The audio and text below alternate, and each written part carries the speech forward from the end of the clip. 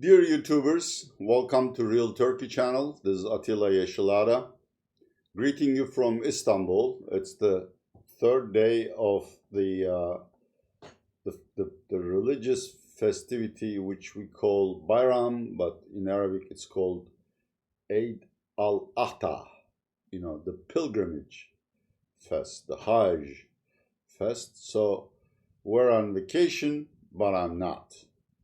Actually, we're on holiday, but I'm not, because I have nothing to do except to make your lives miserable. And this is another miserable video about Turkey. Turkey is about to be shaken by three scandals. One of them is very well known.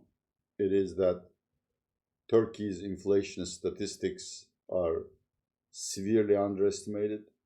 The second one, of which I've shot several videos, is that Turkey's central bank is running out of FX reserves. It's not clear who will pay Turkey's foreign debts. This is not an immediate problem. I don't do scandalous videos.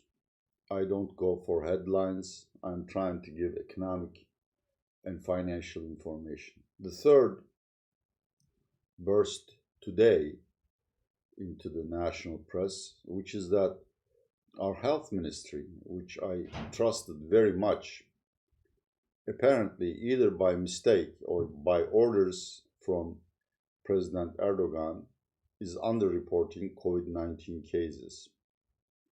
And I want to go over these three scandals one by one and try to explain how they distort the picture outsiders see when they look at Turkish data, and of course the severe negative economic consequences. The oldest story is TÜİK, or Turkstat, Turkey's official statistics agency, underreporting inflation numbers. Now, I need to be clear on what I am saying. I am not saying Turkstat is cheating, that it is fiddling with numbers. But apparently, the state is putting severe pressure on the sellers of those goods and services which are heavily represented in the consumption basket to keep their prices suppressed. This pressure takes two forms. First, Turkey formed a committee to combat excessive pricing for the lack of better English term. I don't think this exists anywhere except in wartime. And I could understand, since we have an outbreak, that the state has a responsibility to make sure price gouging or excessive pricing doesn't take place in necessities. Food is one item, basic foods, what Turks consume, that's wheat, rice, potatoes, bread, etc., etc. Two, obviously, drugs and health hygienic equipment such as disinfectants, masks, etc., etc. But this committee to combat excessive pricing is simply a guise, a ruse to make sure that those items which are heavily represented in the consumption basket doesn't record price increases. For instance, it's investigating supermarkets for potential collusion in fruit prices. If you have visited Turkey, there are thousands of supermarkets almost next to each other, as well as what we call manavs, that's greengrocers, not to mention open bazaars, your farmers markets. So there's so much competition in fruit and vegetables that whether a few supermarkets jack up their prices is irrelevant. That's what competition theory tells us. As long as the consumer has access to alternatives which are reasonably close in distance and offer the same quality, there is price competition.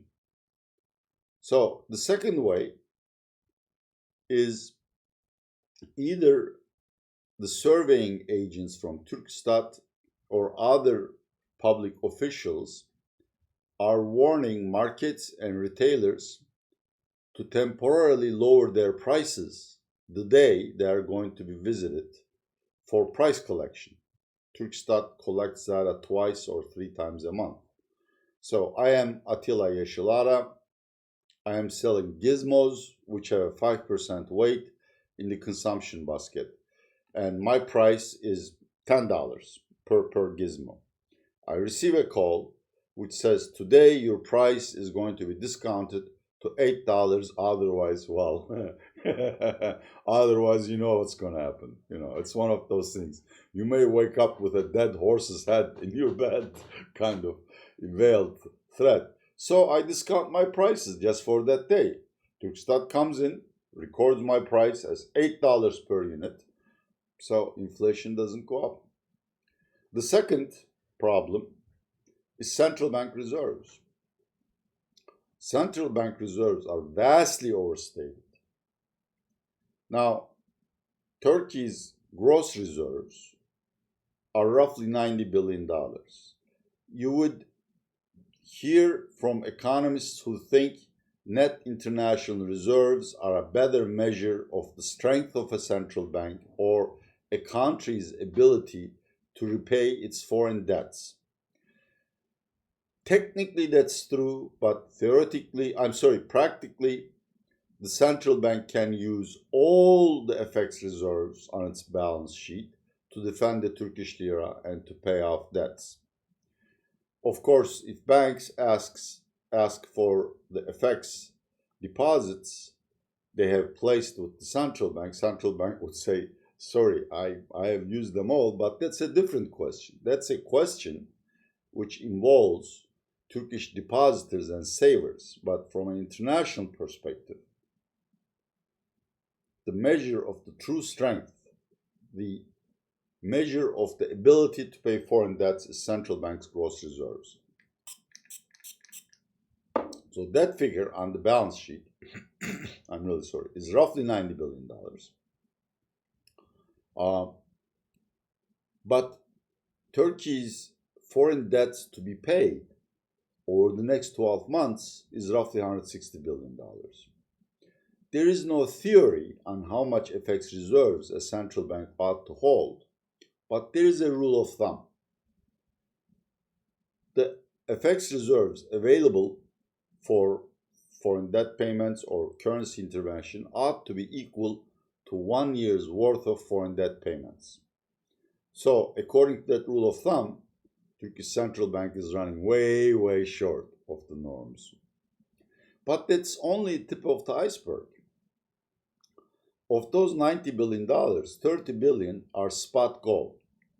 Turkey actually warehouses its gold like Americans do in Fort Knox, I believe. I don't know. I saw this in heist movies where people rob Fort Knox. But the problem with holding gold at home in spot or physical form is that you can't use that as collateral to borrow dollars or euros. Since Turkey's creditors will not accept physical gold, it's just not done. I mean, that's international convention. They would ask for dollars, euros, Japanese yen, Swiss francs, etc. There is no way you can convert this gold to collateral or to liquid assets. So 30 billion gone, actual central bank assets, $60 billion. From that, we need to subtract the Qatari swap and the Chinese swap. The nominal amount of these two swaps are $16 billion.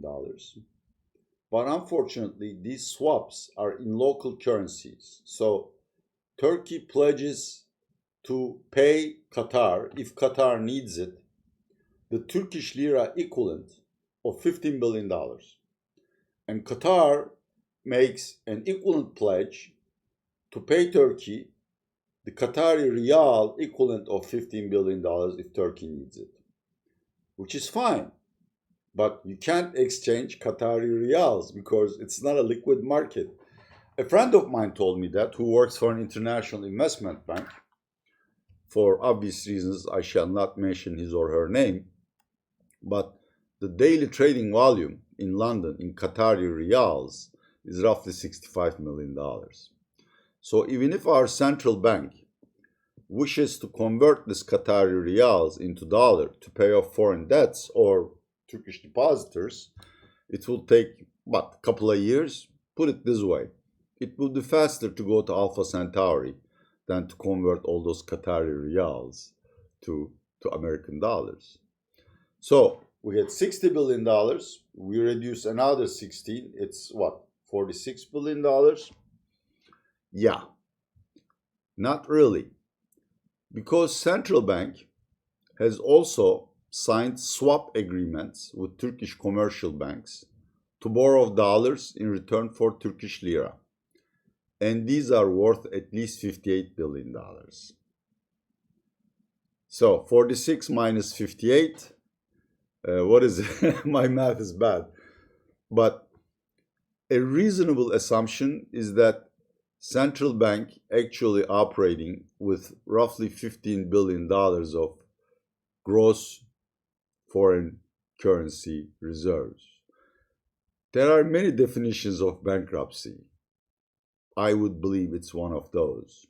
And this is why the Turkish lira, if you're following the foreign exchange developments, has come under severe pressure over last week.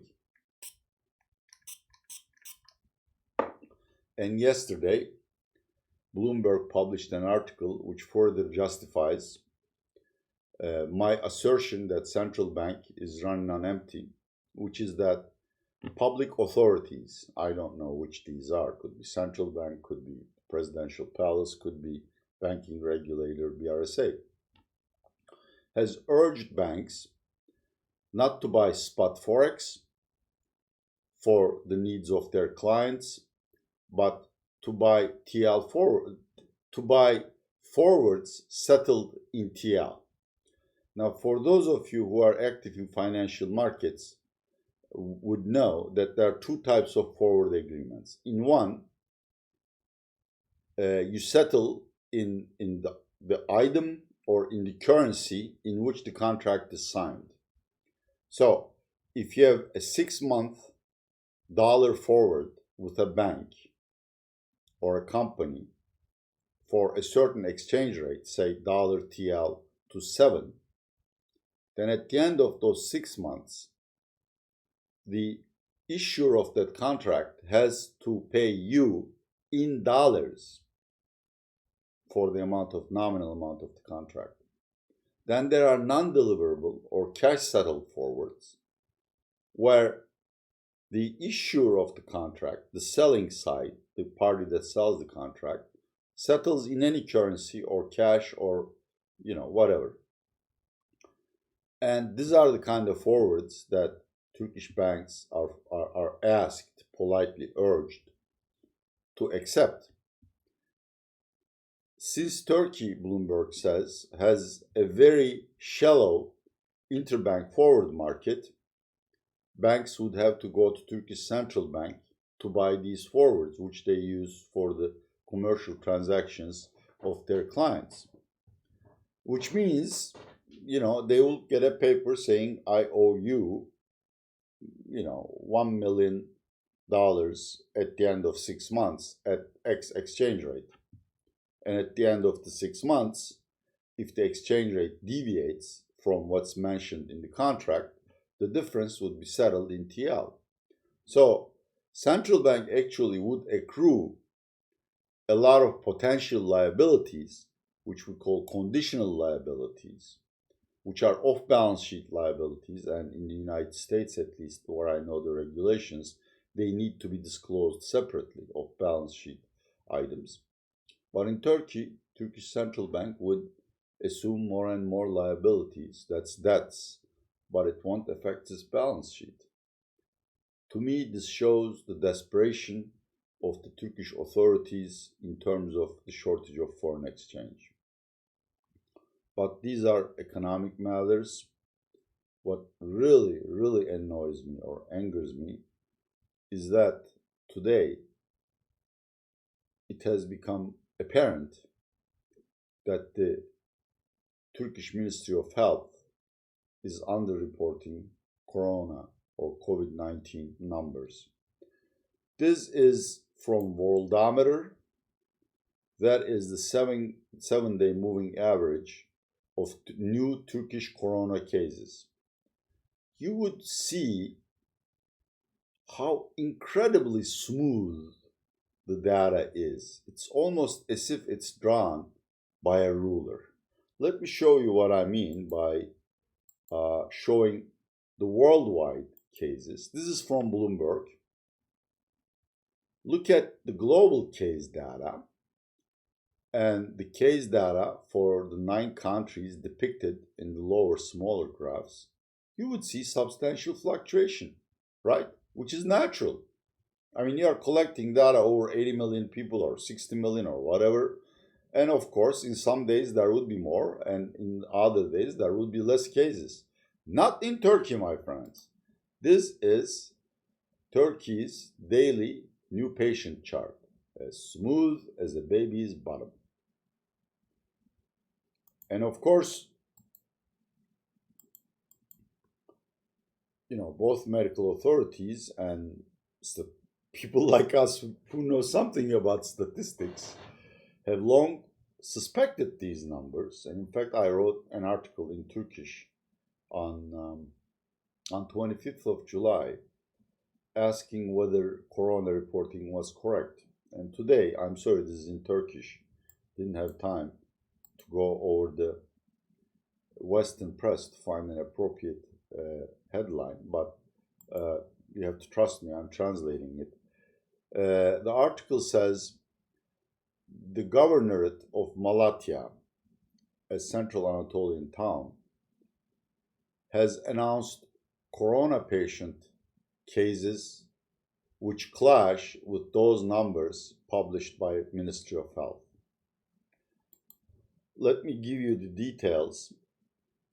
According to Ministry of Health figures, in the medical zone, where Malatya province is, daily cases are something like 45.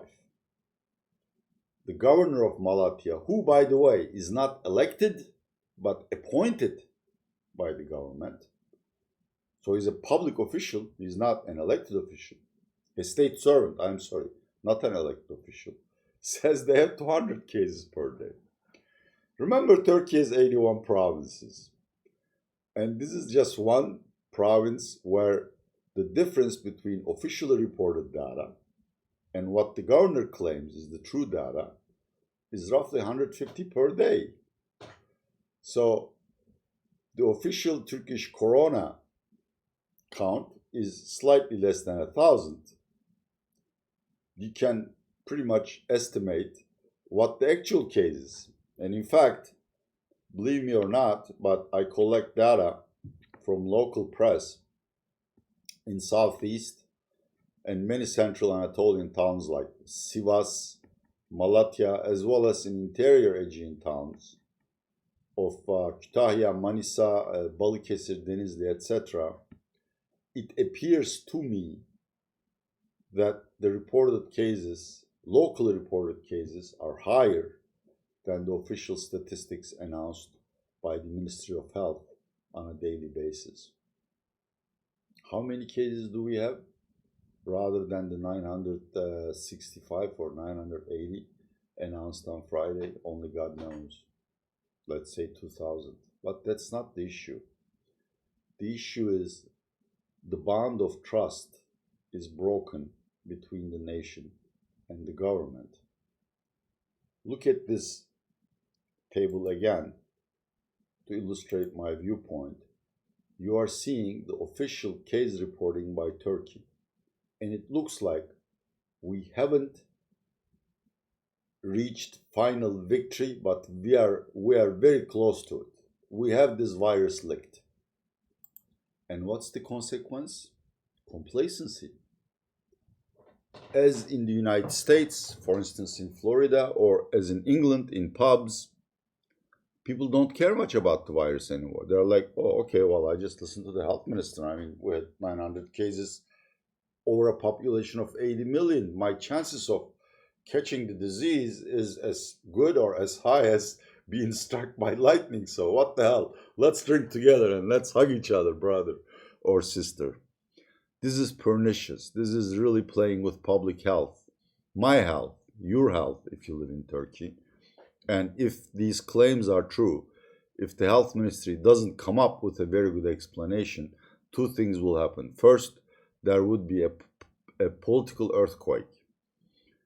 And I would expect significant noise from the public for the officials who are responsible for this scandal to resign, and just another stain on AKP's record. Two, we are observing in the United States that even though there are no official shelter-at-home restrictions or warnings, health conscious people or old people like me who have lung diseases, because I shouldn't show it because I'm a smoker. So we stay at home whether the state requires it or not. And when we stay at home, we consume less. Instead of going out to a, just reasonable restaurant and, spending $60 for a meal for two, me and my wife, we cook it at home or we order, and the cost goes down to $30. So national consumption goes down. When the scandal breaks out, Turkey's consumption, which is 65% of the national income, will start shrinking, and Turkey will face another recession. So tampering with data is resulting in exactly the opposite consequences that AKP wanted. Cheating with data doesn't solve national problems. Real action and sacrifice solves national problems. And apparently our president and the governing parties of AKP and MHP are not willing to make any sacrifices. So until that mentality changes, it's difficult to be optimistic about Turkey. Well, thank you very much. This has been another broadcast of Real Turkey channel. I would appreciate if you share it with others if you like the content. And we also have an English language website which carries news like this. It's called PA Turkey. No dots, no commas in between, just paturkey.com. Pay it a visit. Thank you very much. Atilla Yeşilada out.